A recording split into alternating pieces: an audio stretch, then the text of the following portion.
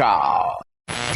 Since I'm bad at everything and don't like playing games against someone who's better than me, I really love the games that don't require any type of skill. Like the game... That iPhone 25s, since we're... That's true. Oh, well. Yeah, you want the iPhone 12 Pro? We're practically giving them away. That's not supported. They come in cereal boxes because... Yeah. Well, the mini, because first of all, it fits well in the cereal box. Plus, nobody wanted that thing. Yeah. I don't know if you heard. They still have plenty of them in the warehouse. Yeah, that was so many years ago now, though, and you should have said probably the iPhone 27. Well, no, because who knows how it's going to be? Is it going to be 12, 12S, 13, 13S? Are they even going to do a 13? Yeah, no. Yeah, we're still talking about yesterday, but it's today, Tom. Hey, remind me, Tom Merritt of Daily Tech News Show, and It's a Thing, and Know a Little More, and the Pilot X books, and having worked for CNET once, well, more than once, you went in, many days, like at least 5, and then having worked for Tech TV and being married to the lovely Eileen Rivera, and just all kinds of reasons people would know you. Yeah, or my sister knows me because we were born near each other. Yeah. Although, why were you born where? Because I wanted to be close to my mother. That's the thing. That's an old joke from an old thing. Remind me, Tom Merritt, if you would, you've only played Wheel of Stuff one time, right? Oh my gosh, yes. Okay, right. Good. You've spun the Wheel of Stuff one time, because here's the thing. Wheel of Stuff is going away pretty soon, because I'm now coming back to where people have played it twice. And I'm wondering if maybe it's just time to refresh things. The only problem is I've got a couple of guests who have never been on the show before who are like, well, I'm really excited to play Wheel of Stuff. I'm like, oh, well, I guess I got to keep that for at least a tiny bit longer. You can always do a revival, right? No, sure. Yeah, bring it back. Bring it back for the people who've never played. Love that. It could be the McRib of your segments. But not the McLobster. So what I have done is I've gone back actually and I checked what questions you answered before. I have taken those questions off the wheel. So they are not here, but I have a few questions for you. And I guess the only question I have left, Tom Merritt, is are you ready to spin the Wheel of Stuff? Yes, I am, Ken. People will be happy to know, by the way. The voice is gone.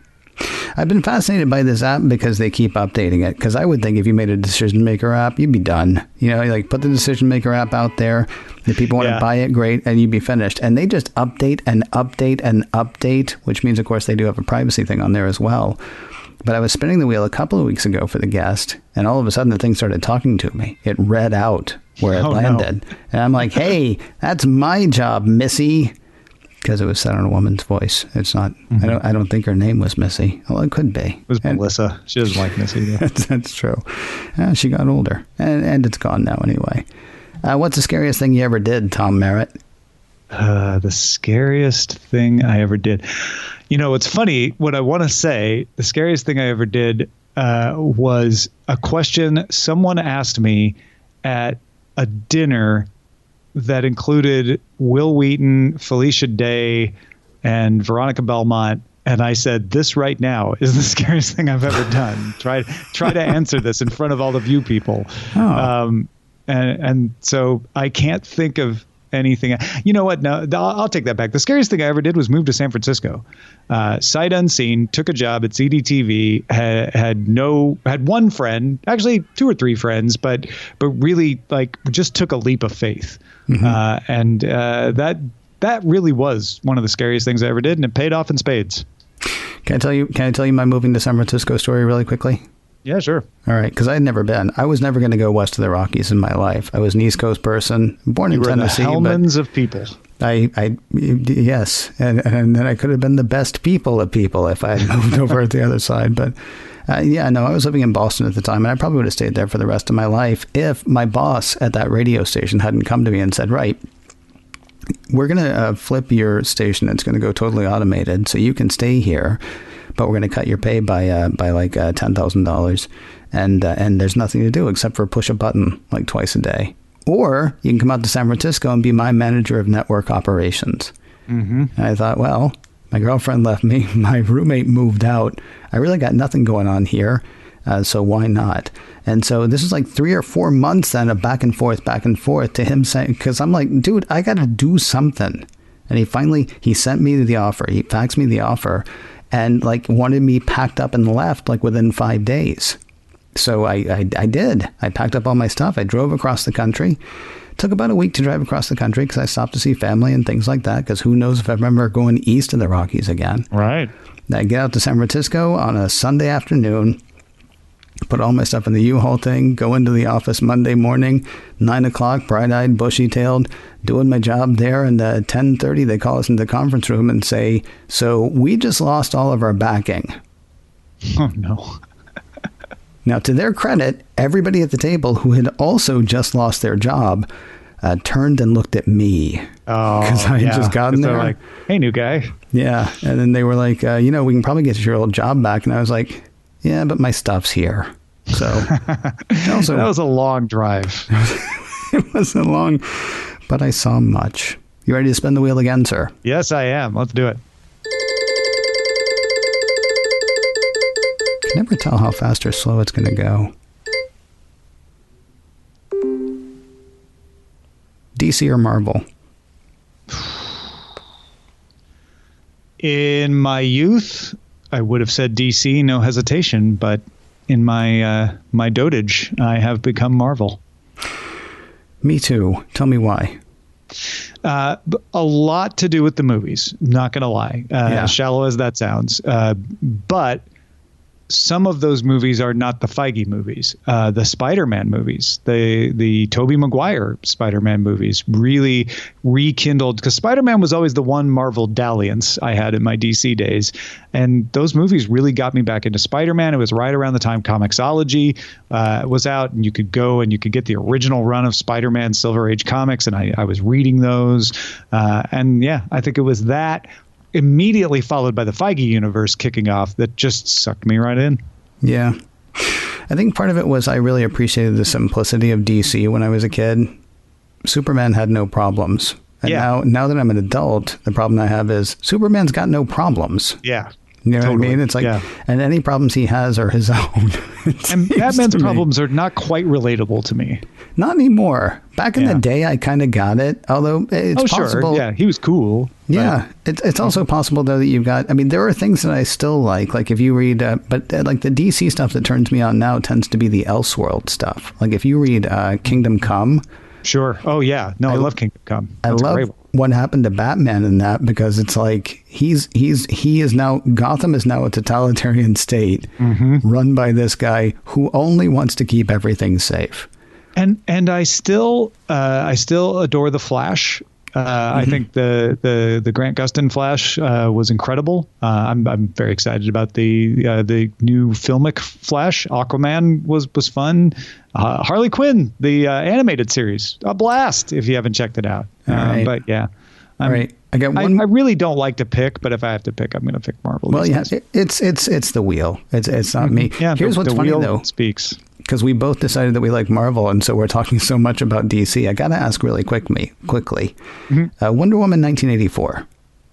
So disappointing. Okay, what did I miss? Did I fall asleep or something? Because I didn't think it was wonderful. It was not nearly as good as Wonder Woman, and I'm sorry to use the term wonderful there.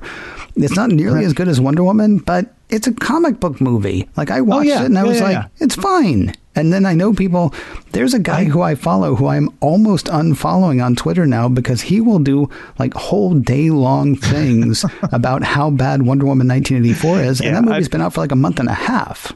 No, we watched Wonder Woman 1984, and I think a lot of it had to do with how good the other Wonder Woman was. That we were like, oh, this one's not good. And that happens, right? Yeah. There were also parts where Eileen and I were looking at each other going, this doesn't make sense, right? And when we got to the end, we were like, I don't know if I liked that. It wasn't, I hated it. It was horrible, which I've definitely seen. But it was like a kind of a surprised, like, I don't know if I felt that was good.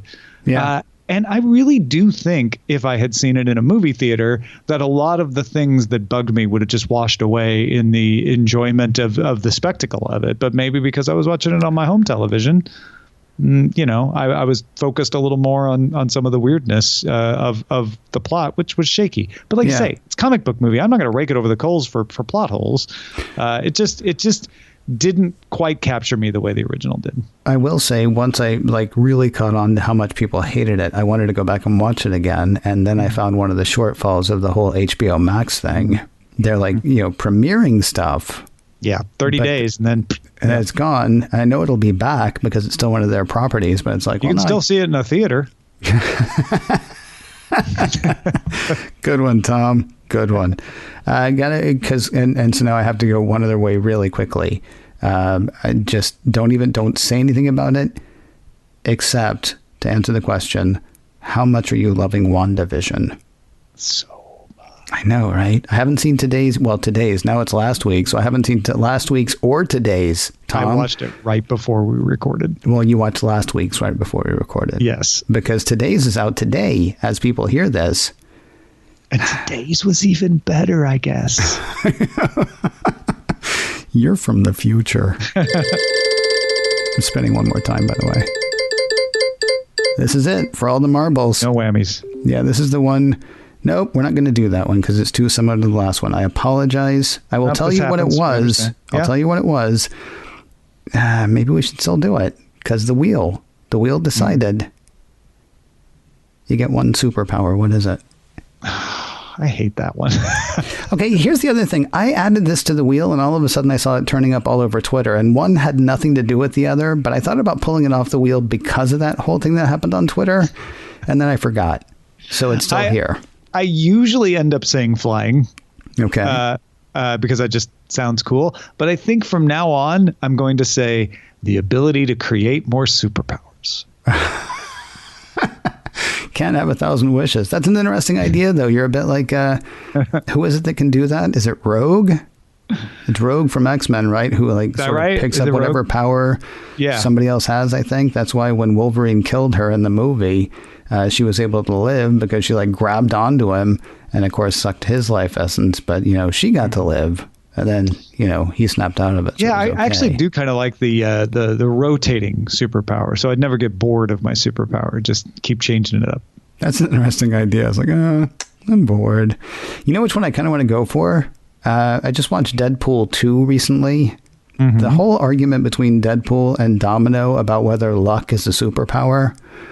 But then you see her move through that world and all the things. It's she'll practically throw herself out a window because she knows she's going to land on something soft because she's just that lucky. Yeah. It's pretty good. Luck as a superpower wouldn't be the worst thing in the world. Not bad. Yeah, flying also would not be the worst thing in the world.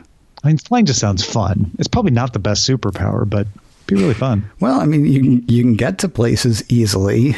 But I mean, that's the kind of thing we don't really think about. Nobody's superpower is flying. It's flying and being incredibly strong when you get there. Right.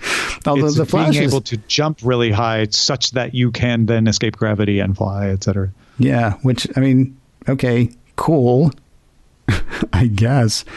But you can get away from things. Oh, that's true. That's true. Unless they have a gun, in which case, I mean, eventually you'll get away from them, provided they're not faster. Maybe super speed is better then. Well, I mean, I was just thinking about that because you were talking about the Flash a minute ago, and that's, if you can get someplace before somebody else, you can affect things. Whereas if you can just fly someplace at relatively the same speed. Yeah, if you could fly with super speed, now we're talking. Yeah, that'd be okay. Except you wouldn't necessarily. Well, anyway, we can debate this another time. Maybe that'll be the next time you're on and don't spin the wheel of stuff. Listen, there's a whole showroom over there to pick out gifts. Of course, there were no values assigned to your answers. So tell you what, just pick yourself out something pretty. Oh, thanks. This tiara looks lovely.